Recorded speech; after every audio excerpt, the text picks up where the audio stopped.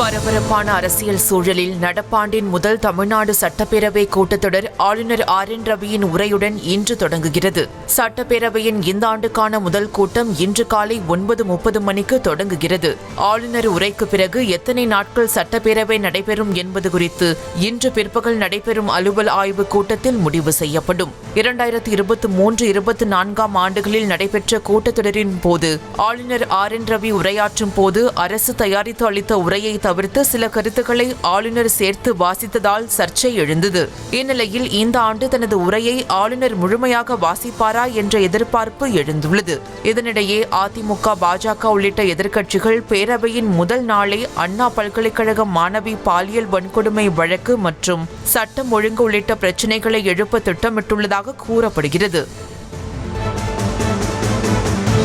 பொங்கல் பண்டிகை விடுமுறையை ஒட்டி சென்னையில் இருந்து சொந்த ஊருக்கு செல்லும் மக்களின் வசதிக்காக சிறப்பு பேருந்துகள் இயக்குவது குறித்து சென்னை தலைமை செயலகத்தில் போக்குவரத்து துறை அதிகாரிகளுடன் அமைச்சர் சிவசங்கர் இன்று ஆலோசனை மேற்கொள்ள உள்ளார். பொங்கல் பண்டிகைக்காக வரும் 14ஆம் தேதியிலிருந்து 19ஆம் தேதி வரை தொடர்ச்சியாக 6 நாட்கள் விடுமுறை கிடைத்துள்ளது. இதனால் சொந்த ஊர் செல்லும் மக்களின் வசதிக்காக இந்த ஆண்டு 20,000 சிறப்பு பேருந்துகள் இயக்கப்படும் என எதிர்பார்க்கப்படுகிறது. வரும் 11ஆம் தேதி முதல் சிறப்பு பேருந்துகள் இயக்குவது தொடர்பாகவும் ஆம்னி பேருந்துகளில் கூடுதல் கட்டணம் வசூலிப்பதை கண்காணித்து நடவடிக்கை எடுப்பது குறித்தும் அமைச்சர் சிவசங்கர் ஆலோசனை நடத்த உள்ளதாக கூறப்படுகிறது. தமிழகம் முழுவதும் இறுதி வாக்காளர் பட்டியல் இன்று வெளியிடப்பட உள்ளது. தமிழகம் முழுவதும் வாக்காளர் பட்டியலில் திருத்தப் பணிகள் நடந்த காலத்தில் 69,000 வாக்குச்சாவடிகளில் சிறப்பு முகாம்கள் நடத்தி 23,09,391 விண்ணப்பங்கள் பெறப்பட்டன. இந்த விண்ணப்பங்கள் மீதான பரிசீலனை பணிகள் முடிவடைந்த நிலையில் அங்கீகரிக்கப்பட்ட அரசியல் கட்சிகளின் பிரதிநிதிகள் முன்னிலையில் அந்தந்த மாவட்ட ஆட்சியர்கள் இன்று இறுதி வாக்காளர் பட்டியலை வெளியிடுகின்றனர். மதுரை ஜல்லிக்கட்டுகளில் பங்கேற்கும் காளைகள் மற்றும் மாடுபிடி வீரர்களுக்கான முன்பதிவு இன்று மாலை தொடங்குகிறது. பொங்கல் திருநாளை ஒட்டி மதுரை மாவட்டத்தில் உள்ள அவனியாபுரம், பாலமேடு மற்றும் அலங்காநல்லூர் ஆகிய இடங்களில் தமிழர்களின் வீர விளையாட்டான ஜல்லிக்கட்டு நடைபெறும். அவனியாபுரத்தில் வருகின்ற 14ஆம் தேதியும், பாலமேட்டில் 15ஆம் தேதியும், அலங்காநல்லூரில் 16ஆம் தேதியும் நடைபெறுகிறது. இந்த 3 ஜல்லிக்கட்டுகளிலும் பங்கேற்க உள்ள காளைகள் மற்றும் மாடுபிடி வீரர்கள் madurai.nic.in என்ற இணையதள முகவரியில் தங்களது பெயர்களை இன்று மாலை 5 மணி முதல் 7ஆம் தேதி மாலை 5 மணி வரை பதிவு செய்யலாம் என மாவட்ட நிர்வாகம் அறிவித்துள்ளது. மார்க்சிஸ்ட் கம்யூனிஸ்ட் கட்சியின் புதிய மாநில செயலாளராக பொறுப்பேற்றிருக்கும் பே. சண்முகத்திற்கு முதலமைச்சர் மு. ஸ்டாலின் வாழ்த்து தெரிவித்துள்ளார். இதுகுறித்து அவரது எக்ஸ் பதிவில், ஒடுக்கப்பட்ட மக்களுக்காகவும் விவசாய தோழர்களுக்காகவும் உழைத்த அவருக்கு திமுக அரசு அண்ணல் அம்பேத்கர் விருதை வழங்கியதாகவும், அத்தகைய சிறப்புக்குரிய தோழர் சண்முகம் மார்க்சிஸ்ட் கம்யூனிஸ்ட் கட்சியின் மாநில செயலாளராக தேர்வு செய்யப்பட்டிருப்பது மகிழ்ச்சி அளிப்பதாகவும் குறிப்பிட்டுள்ளார். அத்துடன் திமுக கூட்டணியின் அனைத்து வெற்றிகளுக்கும் எந்நாளும் உழைத்த தோழர் கே. பாலகிருஷ்ணனுக்கு நன்றி தெரிவித்துள்ளார். திமுகவால் தான் மார்க்சிஸ்ட் கம்யூனிஸ்ட் கட்சிக்கு வெளிச்சம் கிடைக்கிறது என கூறுவது அதீதமான வார்த்தை என அந்த கட்சியின் புதிய மாநில செயலாளர் பே. சண்முகம் கூறினார். விழுப்புரத்தில் நடைபெற்ற CPM மாநில மாநாட்டில் செயலாளராக தேர்வு செய்யப்பட்ட பிறகு செய்தியாளர்களை சந்தித்த அவர், மார்க்சிஸ்ட் கம்யூனிஸ்ட் கட்சி தனது பலத்திற்கேற்ப மக்கள் நலன் சார்ந்த பிரச்சனைகளில் சமரசமின்றி போராட்டத்தை நடத்தி வருகிறது என்றும், இதன் காரணமாகவே மக்கள் மத்தியில் செல்வாக்கு பெற்ற கட்சியாக இருப்பதாகவும் அவர் கூறினார்.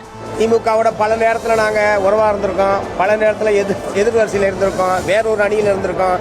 அதனால் இவங்களால தான் எங்களுக்கு வெளிச்சம் கிடைக்குது என்பதெல்லாம் ரொம்ப அதீதமான வார்த்தை.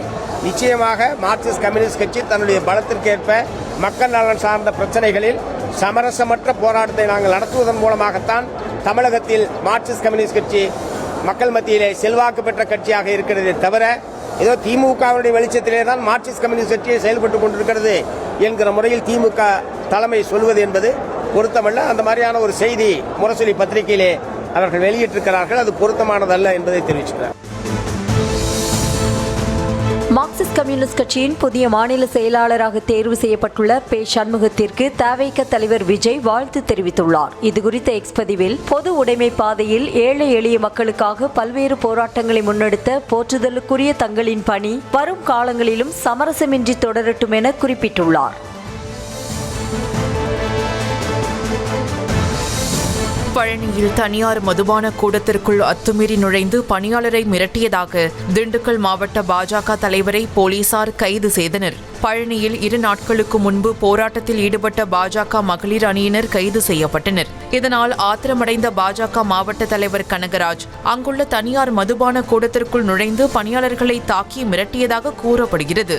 இது தொடர்பாக அளிக்கப்பட்ட புகாரின் பேரில் கனகராஜ் உள்ளிட்ட 2 பேரை போலீசார் கைது செய்தனர். 10 காவல் ஆய்வாளர்கள் டிஎஸ்பி எல்லாம்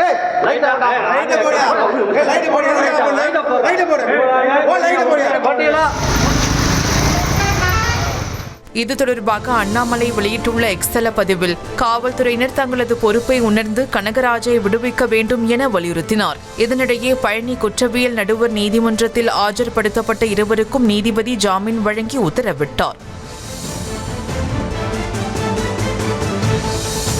தமிழக பாஜக தலைவர் அண்ணாமலையை உபா சட்டத்தின் கீழ் கைது செய்ய கோரி கோவை மாநகர காவல் ஆணையரிடம் சமூக ஆர்வலர் பியூஷ் மனுஷ் புகார் மனு அளித்துள்ளார். பின்னர் செய்தியாளர்களை சந்தித்த அவர் 2 பேரை கொலை செய்ய போவதாக கூறிய பாஜக தொண்டரை பற்றி அண்ணாமலை பெருமையாக பேசியதாகவும், எனவே பயங்கரவாத செயல்களுக்கு துணை போகும் அண்ணாமலையை கைது செய்ய வேண்டும் எனவும் மனு அளித்ததாக தெரிவித்தார்.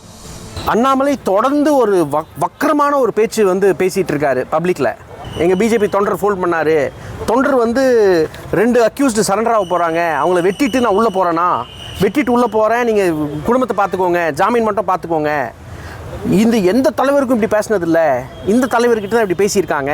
எழுச்சி வந்துருச்சு. இது என்னங்க எழுச்சி? இது வன்முறைங்க, இது தீவிரவாதம். இந்த தீவிரவாதத்தை ப்ரமோட் பண்ணுற மாதிரி அண்ணாமலை பேசினதுக்கு கோயம்புத்தூருக்கு இப்போ கம்ப்ளைண்ட் கொடுத்துருக்கேன்.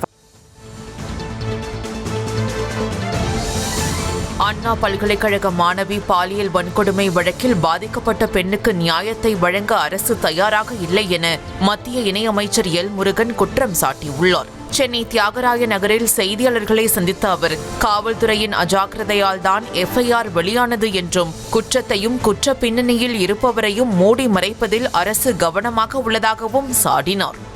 இந்த திராவிட முன்னேற்ற கழக அரசாங்கம் ஒரு செயலை, ஒரு குற்றத்தை மூடி மறைப்பதில் தான் கவனமாக இருக்கிறார்களே ஒழிய, அந்த குற்றத்தில் ஈடுபட்டவர்கள் யார், அதில் சம்பந்தப்பட்டவர்கள் யார், அவர்கள் மேலெல்லாம் நடவடிக்கை எடுக்க வேண்டிய கடமை தமிழக காவல்துறைக்கு இருக்கிறது. ஆனால் அவர்கள் கடமையிலிருந்து தவறி இருக்கிறார்கள். ஒரு விசாரணை நடந்து கொண்டிருக்கின்ற நேரத்திலேயே கூட காவல்துறை தரப்புல இந்த வழக்கில் ஒருத்தர் தான் குற்றவாளி, இதில் வேற யாரும் இல்லை என்று ஒரு விளக்கத்தை கொடுக்கிறார்கள். சென்னை குரோம்பேட்டை அரசு மருத்துவமனையில் பிறந்து 9 நாளே ஆன பச்சிளம் குழந்தை மூச்சு திணறல் ஏற்பட்டு இறந்ததால் ஆத்திரமடைந்த தந்தை மருத்துவமனை கண்ணாடியை உடைத்தார். சிட்லப்பாக்கம் பகுதியைச் சேர்ந்த யுவராஜ் ராதிகா தம்பதியினருக்கு கடந்த 27ஆம் தேதி குழந்தை பிறந்த நிலையில் அந்த குழந்தை மஞ்சள் காமாலை நோயுடன் பிறந்ததாக கூறி மருத்துவமனையில் சிகிச்சை அளிக்கப்பட்டு வந்தது. இதனிடையே குழந்தைக்கு திடீரென மூச்சு திணறல் ஏற்பட்டு இறந்ததாக மருத்துவர்கள் தெரிவித்தனர். இதனால் ஆத்திரமடைந்த தந்தை யுவராஜ் மருத்துவமனை கண்ணாடியை கையால் தாக்கி உடைத்தார்.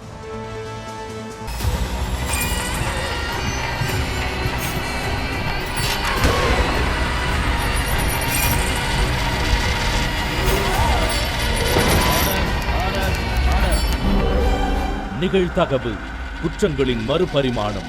நாள்தோறும் இரவு 10 மணிக்கு இணைந்திருங்கள் நமது நியூஸ் தமிழ் தொலைக்காட்சியோடு.